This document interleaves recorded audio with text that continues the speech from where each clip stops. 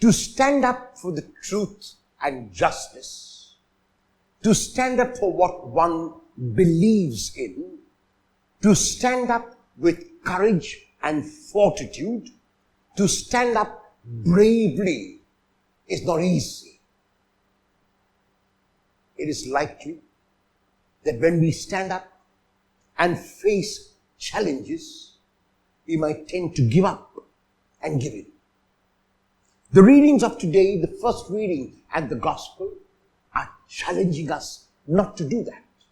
In the first reading, Jeremiah is reluctant at first to be a prophet of God, to speak on behalf of God, because he knows the consequences for speaking on behalf of God.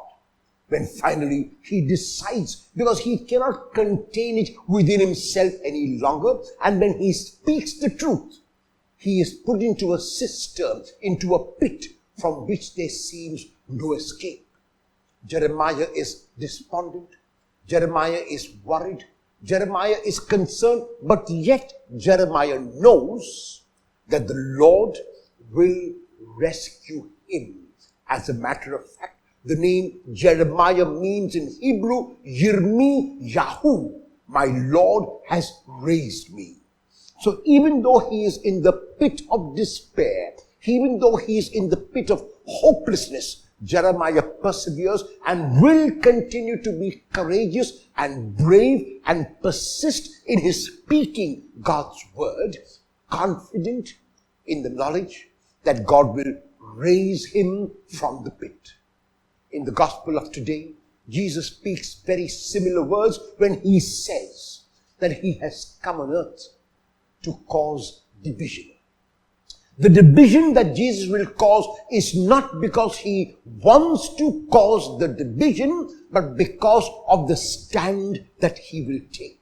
When he takes a stand for justice, when he takes a stand for peace, when he takes a stand for the oppressed and the marginalized and the poor, then the oppressor and the one who will dominate and the rich will look at him as someone who is an insurgent. They will look at him as someone who is a terrorist, and they will want to do away with him because he overturns the tables. He upsets the apple cart. He turns the world upside down. But Jesus will not be deterred. Jesus will not be frightened. Jesus will not be cowed down by the threats that the rich and the famous make against him. He is clear that his one purpose in the world is to speak God's word. And God's word is a word primarily addressed to the poor.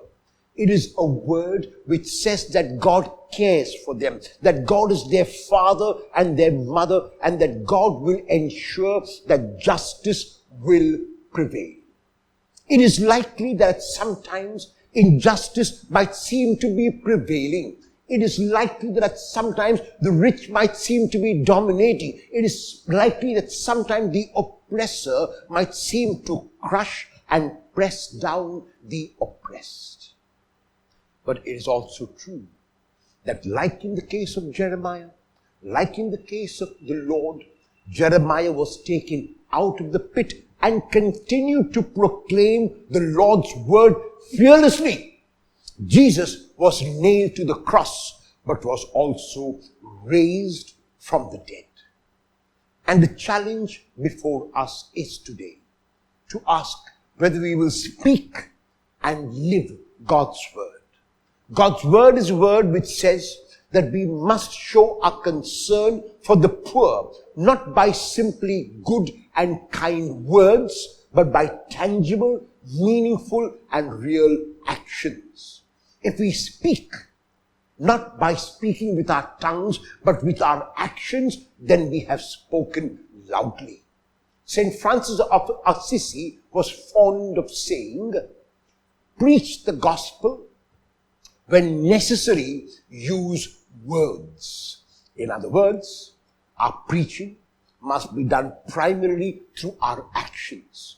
If I am just in my dealings with others, if I am giving in my relationship with others, if I do not hold but am selfless with others, then I have preached the gospel eloquently and loudly, and the world will hear what I say. Then, like Jeremiah and like the Lord, I have fulfilled my task in the world. I have become a prophet of the Lord, for I have spoken and lived God's word.